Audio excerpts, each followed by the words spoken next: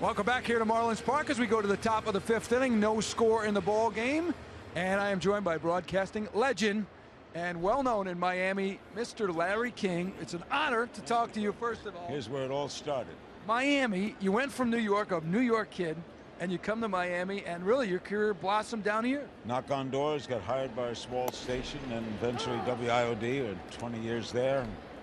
I used to broadcast Dolphin football right here. On this site? On this lot is what, Northwest 7th Street. Up in that old press box. Yeah. With Rick Weaver. Rick Weaver, those were the days. The unbeaten season, which was incredible. Did you do the unbeaten season? I did the color. Yeah, wow. And then I moved up with Mutual Radio to the national show where you found me. That's where I found you, yep. And then, of course, CNN, the rest is history. And now I lived 20 years in here, 20 years in Washington, and now 20 years in L.A. And baseball has always been a sport, back to your New York roots, that's been in my heart. I come here for the weekend with my boys, and so far 2 games I've seen 1 run for my Dodgers. For your team. Yeah, that's my Dodgers. We're 4 games ahead. Yeah, that Miami connection. Oh, well, I used to root for the Orioles because they trained here. I was in the 80s. I was at the 83 World Series. Yeah. With Edward Benner Williams, the late Edward Benner owned the team. I still root for the Orioles a little on the side. I like to see Miami win. Yeah. I always root for the Miami teams. Were you sad back in the day when, spring training was the excitement, and then when it ended, there was no baseball?